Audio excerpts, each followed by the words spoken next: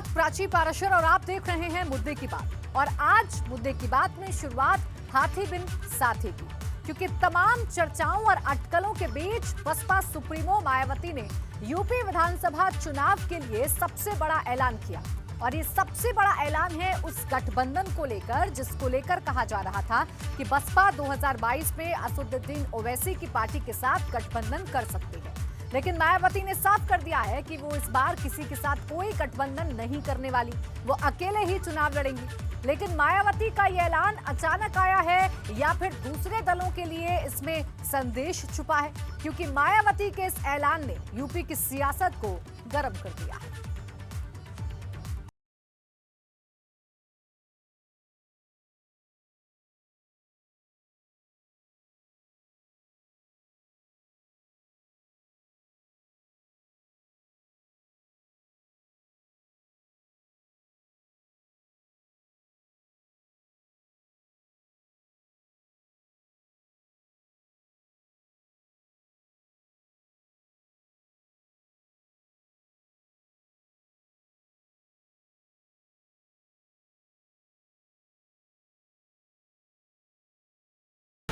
अपने राजनीतिक इतिहास के सबसे बुरे दौर से गुजर रही बहुजन समाज पार्टी की सुप्रीमो मायावती ने यूपी विधानसभा को लेकर अपना सबसे बड़ा दांव चल दिया है, क्योंकि जब तमाम राजनीतिक दल गठजोड़ के जरिए छोटे बड़े राजनीतिक दलों को साथ लाने की कोशिश में लगे हुए हैं, वहीं मायावती ने ट्वीट कर ऐलान कर दिया है कि वो यूपी और उत्तराखंड में अकेले चुनाव लड़ेगी, किसी से कोई गठबंधन नहीं होगा। मायावती का बयान ऐसे वक्त में आया है जब यूपी की सियासत में बसपा और असदुद्दीन ओवैसी की पार्टी AIMIM के बीच गठबंधन की चर्चा तेजी के साथ चल रही थी। कहा जा रहा था कि यूपी में बसपा और AIMIM मिलकर चुनाव लड़ सकते हैं। लेकिन मायावती ने एक के बाद एक 3 ट्वीट कर न सिर्फ इन अफवाहों पर विराम लगा दिया, बल्कि यूपी और उत्तराखंड के विधानसभा चुनाव में अपनी रणनीति का ऐलान कर दिया। BSP सुप्रीमो मायावती ने आज इस बात का साफ ऐलान किया है कि साल 2022 का विधानसभा चुनाव उत्तर प्रदेश में BSP किसी के साथ भी गठबंधन करके नहीं लड़ेगी। मायावती ने अपने ट्वीट में इस बात का जिक्र किया है कि न केवल यूपी में बल्कि उत्तराखंड में भी साल 2022 में जो विधानसभा के चुनाव होंगे उसे BSP अकेले अपने दम पर लड़ेगी। दरअसल कुछ समय पहले जिस तरीके से पंजाब में बहुजन समाज पार्टी ने शिरोमणि अकाली दल के साथ गठबंधन किया था, उसके बाद से ऐसे कयास लगाए जा रहे थे कि शायद उत्तर प्रदेश में भी कुछ ऐसी तस्वीर देखने को मिले। लेकिन आज मायावती ने ट्वीट करके इन सारे मुद्दों पर पार्टी का क्या स्टैंड है उसे क्लियर कर दिया है। लेकिन पंजाब में जिस तरह से मायावती ने गठबंधन का ऑप्शन खुला रखा है, उससे कई सवाल खड़े हो गए हैं कि क्या मायावती यूपी में पुरानी गलतियों से सबक लेते हुए ऐसा कर रही हैं? क्योंकि 2019 के लोकसभा चुनाव में बसपा ने सपा के साथ मिलकर चुनाव लड़ा, जिसका फायदा भी मायावती को हुआ। संसद में उनके सांसदों की संख्या 0 से बढ़कर 10 हो गई, लेकिन नतीजे उतने मनमाफिक नहीं थे, जिसके लिए मायावती ने अपनी सबसे पुरानी दुश्मनी को भुलाया था। वहीं ओवैसी के साथ गठबंधन करने से एक डर मायावती को अपने मुस्लिम वोट के खिसकने का भी है। जाहिर है मायावती को ये पता है कि शायद अल्पसंख्यक उनके साथ 2022 के चुनाव में आएंगे, और अगर वो किसी और पार्टी के साथ या AIMIM के साथ जाएं तो इसका फ़ायदा बसपा को मिलने की बजाय AIMIM को कहीं ना मिल जाए। इसीलिए शायद मायावती ने ट्वीट करके इस पर पार्टी का पक्ष रखा है, जबकि असदुद्दीन ओवैसी को भी शायद ऐसा ही लगता होगा। ये बात किसी से छुपी नहीं है। दलित और मुस्लिम वोट बैंक साथ कर ही मायावती 4 बार यूपी की सत्ता पर विराजमान हुई। लेकिन एक सच ये भी है कि आज यूपी में बसपा तीसरे नंबर की पार्टी बनकर रह गई है। फिर चाहे हालिया पंचायती चुनाव के नतीजे हों या फिर 2017 के विधानसभा चुनाव, मायावती का ग्राफ लगातार कम ही हुआ है। उसका मुस्लिम वोट तो छटका ही है। जिस दलित वोट को वो अपना सबसे मजबूत पक्ष मानती रही है, उसका भी झुकाव भाजपा की तरफ नजर आया है। शायद यही वजह है कि मायावती गठबंधन करके कोई नया रिस्क नहीं लेना चाहती। वैसे यूपी में चुनाव अभी 7 महीने के बाद है। ऐसे में कितने गठजोड़ बनते हैं और कितने टूटते हैं, ये देखना होगा। Bureau report ABP Ganga. और अब बात जिला पंचायत के विजय पथ की। यूपी में जिला पंचायत की लड़ाई सपा और भाजपा के लिए नाक का सवाल बन गई है, क्योंकि निर्विरोध चुनाव जीतने के लिए जहां लोकतंत्र की मर्यादा तोड़ी जा रही है, तो वहीं कुछ पुरानी कहानी फिर से दोहराई जा रही है। क्योंकि यूपी में जिला पंचायत अध्यक्ष के लिए 3 जुलाई को चुनाव था, लेकिन अब 3 जुलाई को सिर्फ 57 सीटों पर चुनाव होगा, क्योंकि जिला पंचायत की 1/4 सीटों पर चुनाव से पहले ही नतीजे आ गए हैं, जिसमें से भाजपा ने 17 सीटों पर जीत हासिल कर एक बड़ी बढ़त ले ली है। यही वजह है कि सपा बौखलाई हुई है और अब सपा ने 3 जुलाई को होने वाली जंग के लिए अपनी ताल ठोक दी है। मतलब चुनाव होगा और 2022 के विधानसभा चुनाव के सेमीफाइनल की संग्राम की तरह होगा।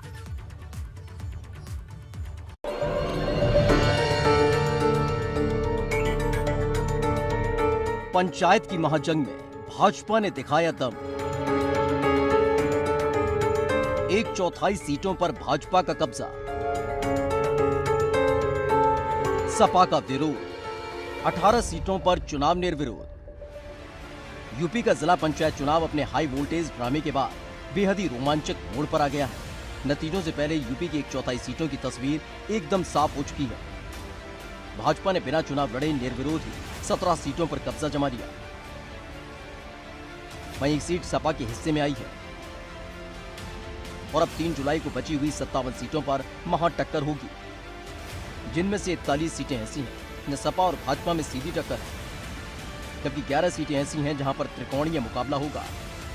वहीं भदोही में सबसे ज्यादा 5 उम्मीदवार अपनी किस्मत आजमा रहे हैं, तो 4 सीटों में 4-4 प्रत्याशी अपनी ताल ठोक रहे हैं। लेकिन जिस तरीके से 18 सीटों पर निर्विरोध जीत हुई है और जो पर्चे खारिज हुए हैं, उससे भी कई सवाल खड़े हो गए हैं, क्योंकि अगर चुनाव निर्विरोध ही कराना था तो ऐसे चुनाव की जरूरत ही क्या है। निर्विरोध निर्वाचन तय हो गया और 17 सीटों पर बीजेपी की जो जीत है वो पक्की हो गई है। और अब जो 57 जिले बचे हैं वहां पर क्या रणनीति समाजवादी पार्टी की रहेगी, क्योंकि 41 जिले ऐसे हैं जहां पर सीधा बीजेपी और समाजवादी पार्टी की टक्कर है। उसी रणनीति पर चर्चा करने के लिए अखिलेश यादव पार्टी कार्यालय में मौजूद हैं। नतीजों से पहले ही भाजपा अपने लक्ष्य की तरफ बढ़ चुकी है। भाजपा ने 60 पंचायत अध्यक्षों का लक्ष्य तय किया था और जिस तरीके से 1/4 सीटों पर भाजपा का कब्जा हो चुका है, उससे कहीं ना कहीं उसकी जीत नजर आ रही है। बड़ी बात यह है कि किसान आंदोलन के विरोध के बाद भी भाजपा पश्चिमी यूपी में अपने पंचायत अध्यक्ष बनाने में कामयाब रही है। इनमें गाजियाबाद से ममता त्यागी, गौतम बुद्ध नगर से अमित चौधरी, मेरठ से गौरव चौधरी, अमरोहा से ललित तंवर, आगरा से मंजू भदौरिया और मुरादाबाद सीट से डॉक्टर शेफाली सिंह का नाम शामिल है। वहीं ललितपुर से भाजपा के कैलाश निरंजन, बांदा से सुनील पटेल, चित्रकूट से अशोक जाटव, झांसी से पवन कुमार गौतम और हमीरपुर से जयंती राजपूत की जीत तय है। वहीं पूर्वांचल की बात करें तो यहाँ की 5 सीटों पर भाजपा की जीत तय हो चुकी है। इनमें गोरखपुर से साधना सिंह, श्रावस्ती से दद्दन मिश्रा, गोंडा से घनश्याम मिश्रा, मऊ से मनोज राय और बलरामपुर से आरती तिवारी का नाम शामिल है। वहीं सपा के हिस्से में सिर्फ इटावा ही आया है, जहाँ अखिलेश यादव के चचेरे भाई अंशुल यादव का निर्विरोध चुना जाना तय है। लेकिन भाजपा की बढ़त ने सपा की बौखलाहट बढ़ा दी है और अब बाकी की 57 सीटों पर खुद अखिलेश यादव रणनीति बना रहे हैं।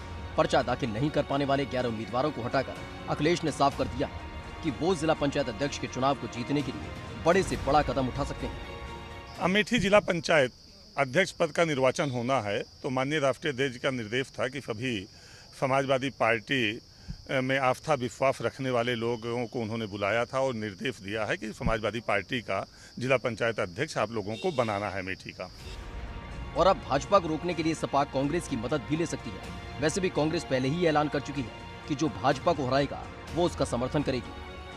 अब रायबरेली में समाजवादी पार्टी ने अपना उम्मीदवार नहीं उतारा है और अमेठी में समाजवादी पार्टी की जो कैंडिडेट हैं शीलम सिंह, जो समाजवादी पार्टी के विधायक राकेश सिंह की पत्नी हैं, वहाँ पर कांग्रेस के 3 जिला पंचायत सदस्य हैं और अब वो 3 जिला पंचायत सदस्य समाजवादी पार्टी के समर्थन में वोट करेंगे। शायद ऐसी बातचीत हुई है, ऐसी रणनीति बनी है और 2022 के विधानसभा चुनाव से पहले ये एक बड़े सियासी चैलेंज या हम कहें तो सियासी समीकरण का संकेत साफ तौर पर दे रहे हैं।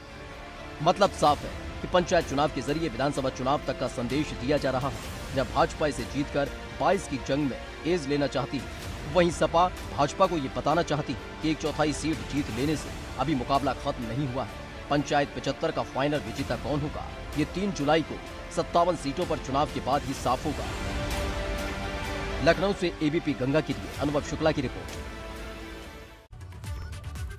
देखिए, जो कुछ इस वक्त यूपी के जिला पंचायत चुनाव में घट रहा है, उसको लेकर काफी कुछ कहा जा रहा है। सपा भाजपा पर आरोप लगा रही है तो भाजपा सपा को उसके पुराने दिन याद दिला रही है। दरअसल यूपी की राजनीति में इस वक्त जो भी हो रहा है वो यूपी की राजनीति का वो स्याह सच है जिससे ना सपा मुंह मोड़ सकती है और ना भाजपा। क्योंकि सच तो ये है कि यूपी में सत्ता बदली है, तारीख बदली है, लेकिन निर्विरोध चुनाव जीतने का फॉर्मूला वही है। ये रिपोर्ट देखिए और खुद तय कीजिए, क्या जो हो रहा है वो ठीक है या फिर जो पहले होता रहा है वो ठीक। सत्ता बदली, दिन बदले, तारीख बदली, लेकिन नहीं बदली तो तस्वीर। क्या जिला पंचायत अध्यक्ष का चुनाव सिर्फ नाम का है? सत्ता जो कहे उसके हिसाब का है। इन तस्वीरों को देखकर तो हो सकता है यही लगे, लेकिन यूपी की सियासत का ये वो स्याह सच है जो ना कल बदला था और ना आज बदला है। फर्क बस इतना था कि तब सत्ता में सपा थी, इस बार भाजपा है। तब सपा को जीत की भूख थी, इस बार भाजपा निर्विरोध जीत की भूखी है। क्योंकि शनिवार को गोरखपुर में जो कुछ हुआ वो पहले भी हुआ। ठीक ऐसा ही दृश्य कलेक्ट्रेट के पास घटा था। तब सपा समर्थकों ने भाजपा समर्थक पवन सिंह को पीटा था। इस बार भाजपा के समर्थकों ने सपा के पारस यादव को पीटा है। जिला पंचायत अध्यक्ष की 18 सीटों पर भाजपा ने जिस तरह अपने प्रत्याशियों की निर्विरोध जीत के रास्ते खोले हैं, वो 2022 की विधानसभा चुनाव का रोड मैप है। भाजपा ने एकमात्र विपक्षी दल समाजवादी पार्टी के मंसूबों पर पानी फेरने के लिए साम दाम दंड भेद की नीति अपनाते हुए बाकी की सारी सीटें जीतने के लिए भी जोर आजमाइश शुरू कर दी है। कोशिश ये की जा रही है कि 29 तारीख को नाम वापसी के दिन ज़्यादा से ज़्यादा प्रत्याशियों को मैदान से हटवा दिया जाए। अगर ऐसा होता है और भाजपा के पास 60 से ज़्यादा सीटें आ जाती हैं तो भाजपा को जमीनी नेटवर्क बनाने का लाभ मिलेगा और 2022 की विधानसभा चुनाव में पार्टी बेहतर परिणाम हासिल कर सकेगी। ऐसे में सवाल खड़ा हो जाता है कि ऐसे चुनाव का फायदा ही क्या है, क्योंकि हर बार सरकार अपने हिसाब से अपने निजी फायदे के लिए मैनेज करती रही और राज्य चुनाव आयोग पर मैनेज होने के आरोप लगते रहे। जरा सोचिए, यूपी में 12 जिलों में उम्मीदवार नामांकन नहीं कर पाए, जबकि 6 जगह पर्चा खारिज कर दिया गया। तो क्या मान लिया जाए कि यूपी में जिला पंचायत अध्यक्ष का चुनाव वही जीतेगा जिसकी सत्ता होगी? लेकिन कुछ भी कहिए, अगर कोई भी राजनीतिक पार्टी इन चुनाव में अगर बढ़त हासिल करती है तो कम से कम उनके कार्यकर्ताओं का, उनके नेताओं का मनोबल तो बढ़ता ही है और आगे चल के वो ये कह सकते हैं कि हाँ, इस पर्टिकुलर ज़िले में या कई ज़िलों में उनकी अगर बढ़त है तो आगे चल के जो चुनाव होंगे, यानी कि विधानसभा चुनाव, उसमें उनके लिए एक बना बनाया स्ट्रक्चर मिल जाएगा। क्योंकि मौजूदा सत्तारूढ़ी दल जो कर रहा है वो कोई नया नहीं। 2016 में जब सपा की सरकार थी तब 38 उम्मीदवार निर्विरोध जीते थे। तब सत्ताधारी सपा ने 36 जिला पंचायत अध्यक्षों की सीट को बिना चुनाव लड़े ही जीत लिया था और 74 सीटों में 60 सीटों पर सपा ने कब्जा जमा लिया था। मतलब भूतकाल में सपा ने वही किया है और सरकार दर सरकार यही होता रहा। लेकिन बड़ा सवाल ये है कि जब हम लोकतंत्र की बात करते हैं, जनप्रतिनिधियों की भागीदारी की दुहाई देते हैं, पर जैसे ही अपना वक्त आता है सब दुशासन बन जाते हैं और फिर ऐसी तस्वीर सामने आती है। ऐसे में बड़ा सवाल यही है कि इस प्रथा का अंत कब होगा, कब जिला पंचायत अध्यक्ष के चुनाव पूरी तरह से निष्ठा और ईमानदारी के साथ होंगे। क्योंकि आजादी के 70 साल बाद भी चुनाव निष्पक्ष ना हो तो आजादी बेईमानी से लगती है। वो जनता भी खुद को ठगा हुआ महसूस करती है जो अपने वोट से पंचायत सदस्य चुनती है, लेकिन बाद में उसके चुने सदस्य को ही वोट करने से रोक दिया जाता है। Bureau report, ABP Ganga. बात उस घोटाले की जिसने 2 बड़ी योजना को सवालों के घेरे में ला दिया है, क्योंकि हम बात कर रहे हैं सरकारी माल के डकार कांड की। क्योंकि जहां बरेली में प्रधानमंत्री मातृ वंदना योजना के नाम पर 1 करोड़ से ज्यादा का घोटाला हुआ है, तो वहीं सिद्धार्थनगर में शौचालय योजना के नाम पर लाखों की लूट मची है। लेकिन हैरान करने वाली बात यह है कि इन दोनों ही घोटालों में नुकसान उस जनता का हुआ है जो इंतजार कर रही थी कब उन्हें इसका फायदा मिलेगा, लेकिन वो इंतजार ही करती रह गई। मलाई अधिकारी खा गए।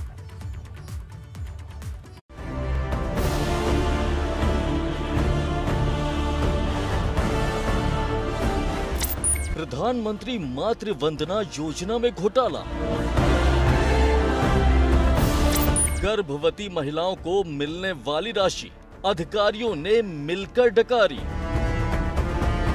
तस्वीरों में दिख रहे ये कागज, ये स्वास्थ्य महकमे के अधिकारी 1.25 करोड़ के उस घोटाले के गवाह हैं, जिनकी बंदरबाट ने प्रधानमंत्री मोदी की मातृ वंदना योजना को न सिर्फ कलंकित किया है, बल्कि उन गर्भवती महिलाओं के साथ भी विश्वासघात किया है, जिन्हें प्रधानमंत्री मोदी की महत्वाकांक्षी योजना के तहत 5,000 रुपए दिए जाने थे। लेकिन बरेली के स्वास्थ्य विभाग को यह पैसा मलाई की तरह लगा, जिसने देखते ही देखते करोड़ों का घोटाला कर डाला। अधिकारियों की मिली भगत से 1-2 नहीं बल्कि 2140 फर्जी गर्भवती महिलाओं के कागज बनाकर तैयार कर दिए गए। क्योंकि योजना में गर्भवती महिलाएं अमीर हों या फिर गरीब, सभी आर्थिक मदद पाने की हकदार होती हैं। लेकिन मीरगंज में योजना के पैसे को हजम करने के लिए एक अपात्र को पात्र बना दिया गया। पड़ोसियों के पत्नी से लेकर कुंवारी लड़की तक को गर्भवती बता दिया गया और ऐसा करते हुए सरकारी खजाने से 1 करोड़ 15 लाख रुपए गायब कर डाले गए। और जब खुलासा हुआ तो नोडल अधिकारी से लेकर बड़े बड़े अधिकारी भागे भागे फिर रहे हैं। इसकी नोडल अधिकारी हैं आप? की बात ही नहीं है, मैं कुछ नहीं बात कर रहा हूँ है सर। मैं कुछ बात नहीं कर रहा हूँ। जांच में अब तक क्या खुलासा हुआ है? अभी जांच चल रही है, जांच के बाद ही क्लियर पता चलेगा। प्रथम दृष्टया क्या लग रहा है? क्या आई हैं उनकी जांच की जाएगी। इतना ही नहीं, अपनी कारस्तानी को छुपाने के लिए फॉर्म में काले पेन से सीरियल नंबर तक को छिपा दिया गया और चोरी ना पकड़ी जाए, इसके लिए सैकड़ों अपात्रों के फॉर्म गायब भी कर दिए गए। लेकिन सवाल इस बात का है कि इतना बड़ा घोटाला हो गया और किसी को कुछ पता नहीं चला। और अब सवाल इस बात का है कि क्या जो जांच हो रही है वो निष्पक्ष होगी, क्योंकि घोटाले का पैसा तो सब में बटा है। लेकिन सवाल प्रधानमंत्री मातृ वंदना योजना का है, सूबे के मुखिया की जीरो करप्शन पॉलिसी का है, जिस पर ये अधिकारी पलीता लगा रहे हैं। सिद्धार्थनगर में शौचालय घोटाला,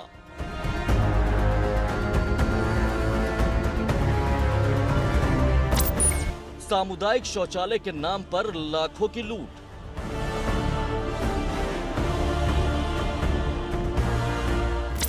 पैसा पूरा काम अधूरा।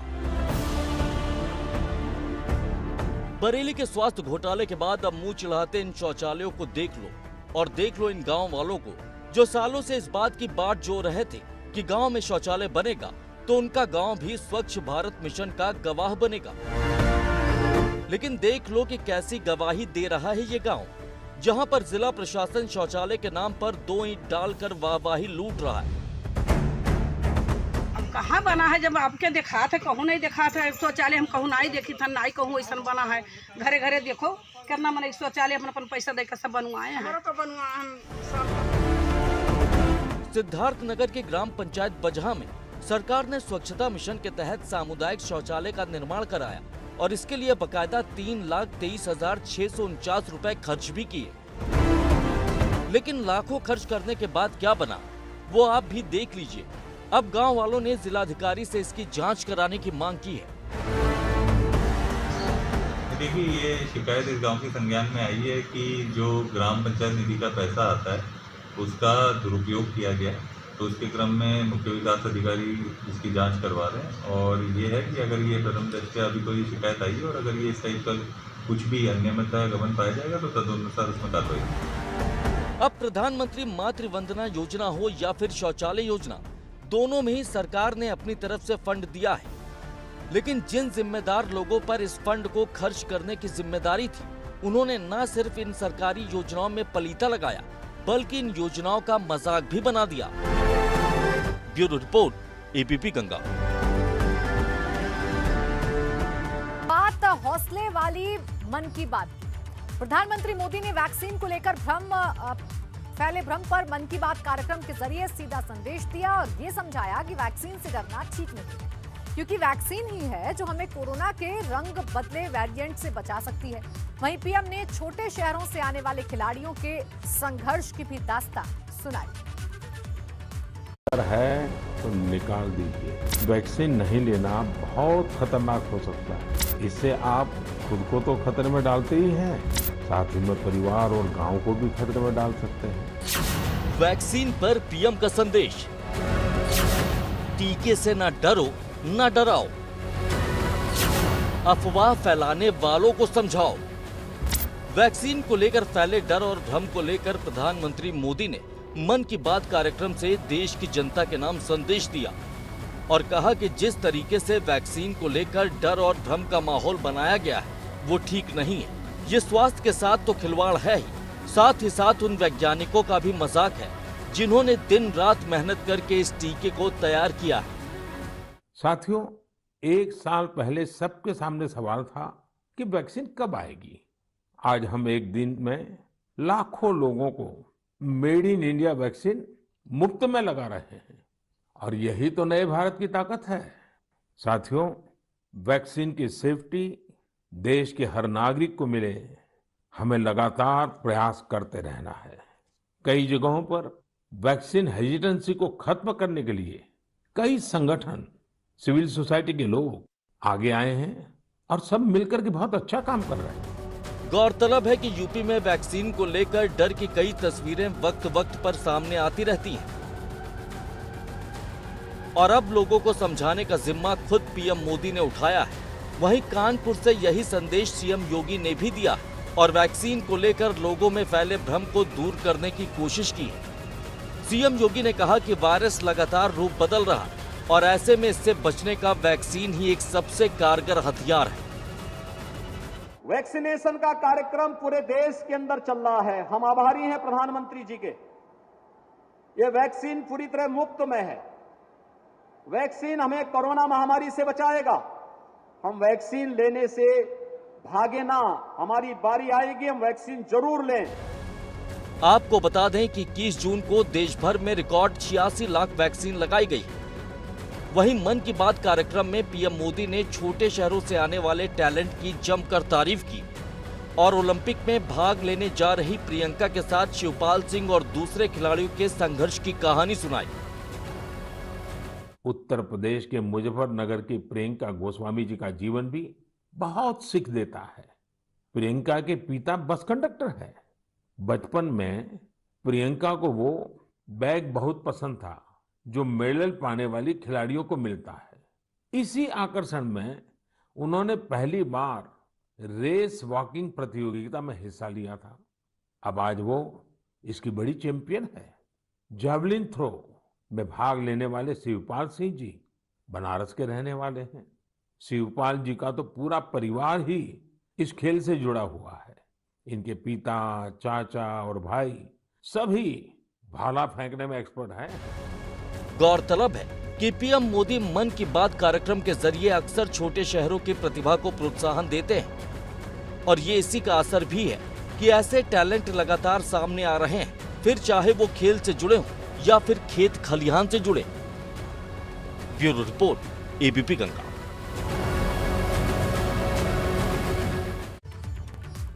और इसी के साथ हमारे खास कार्यक्रम में बस इतना ही। आप देखते रहिए एबीपी गंगा।